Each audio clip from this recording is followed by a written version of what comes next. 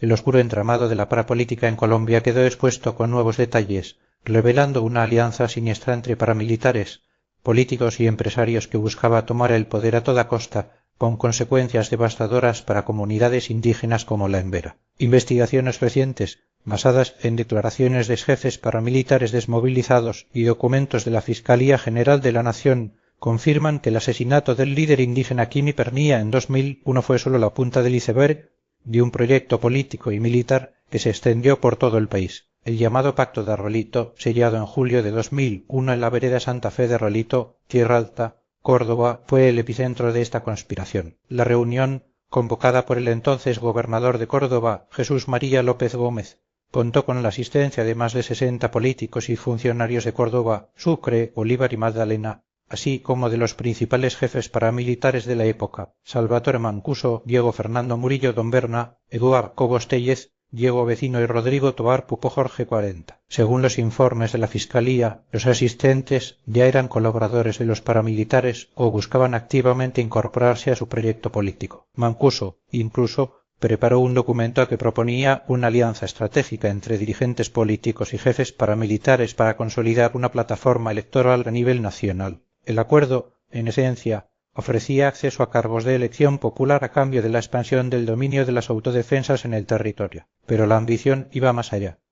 Los paramilitares buscaban obtener un poder político suficiente para negociar condiciones favorables durante un eventual proceso de desmovilización y evitar la extradición a Estados Unidos por narcotráfico. El documento confidencial del Acuerdo de Rolito, con un lenguaje que evocaba el preámbulo de la Constitución de 1991, hablaba de refundar la patria y firmar un nuevo contrato social. Se establecieron comisiones de trabajo para desarrollar propuestas que serían presentadas en una reunión posterior en octubre. Entre los firmantes se encontraban figuras prominentes como Jesús María López, Salvador Arana, Alfonso Campo Escobar, William Montes, Juan Manuel López Cabrales, Luis Carlos Ordoshuestia, Miguel de la Espriella y Eleonora Pineda, muchos de los cuales han sido condenados o están siendo investigados por sus vínculos con los paramilitares. El Pacto de Rolito no solo representó una traducción del poder militar de las Autodefensas Unidas de Colombia, AUC, en un enorme poder económico,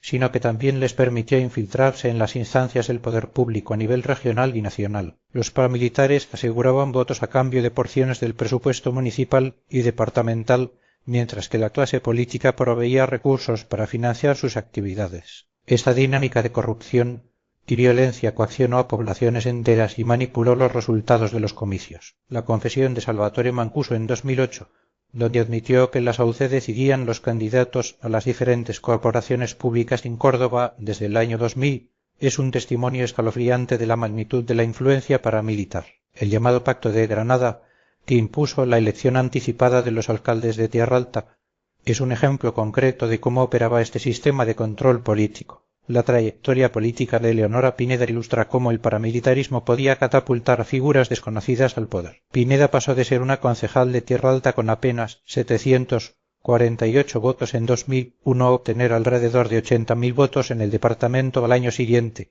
como aspirante a la Cámara de Representantes. Su apoyo a los intereses paramilitares en el trámite de la Ley de Justicia y Paz y su intento de evitar la extradición de los desmovilizados son evidencia de su compromiso con el proyecto político de las AUC. El Acuerdo de Rolito culminó con la firma del Acuerdo de Paz entre las AUC y el Gobierno Nacional en 2003. Sin embargo, este proceso de desmovilización estuvo plagado de irregularidades y concesiones a los paramilitares, como la Ley de Justicia y Paz, que les otorgaba beneficios judiciales a cambio de su colaboración con la justicia. La construcción de centros de reclusión, incluso en el antiguo campamento de construcción de la represa de Urra, fue un gesto simbólico del nexo entre el Estado y los grupos de autodefensa. A pesar de las negociaciones, muchas estructuras paramilitares no desaparecieron, sino que se transformaron en bandas criminales que continúan operando en la zona de Urrá y asolando las comunidades emberas. Además, la Corte Constitucional condicionó los beneficios de la Ley de Justicia y Paz, exigiendo a los paramilitares que revelaran todos sus crímenes y repararan a las víctimas. La extradición de los principales jefes paramilitares a Estados Unidos en 2008 generó controversia,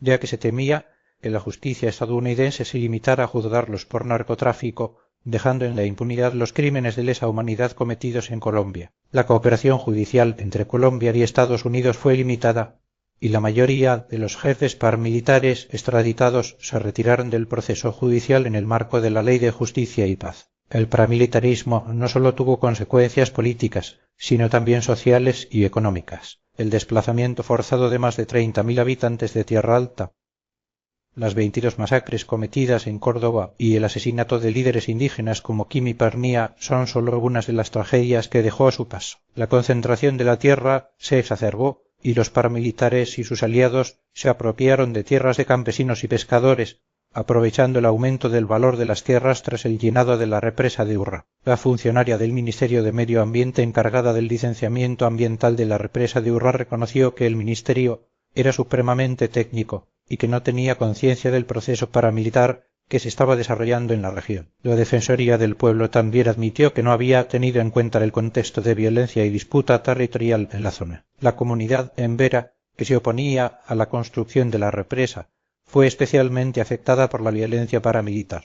La desaparición de Quimi Pernía, el incumplimiento de los acuerdos de 2000 y la persistencia de la violencia los llevaron a movilizarse nuevamente en 2004, instalándose en Bogotá durante casi 4 meses para exigir el cumplimiento de los acuerdos y la protección de sus derechos. Finalmente, en 2005, el gobierno y los emberas llegaron a un nuevo acuerdo que establecía mecanismos para cumplir con los compromisos pendientes y proteger el territorio indígena. Sin embargo, la implementación de este acuerdo fue lenta y deficiente, y los emberas continuaron enfrentando dificultades relacionadas con la violencia, el incumplimiento de los acuerdos y los efectos divisivos de la indemnización. El caso de Urra y el pacto de Arralito son un recordatorio sombrío de cómo la corrupción, la violencia y la impunidad pueden socavar la democracia y destruir comunidades enteras. La verdad y la justicia para las víctimas son fundamentales para cerrar esta herida y construir un futuro más justo y equitativo para Colombia.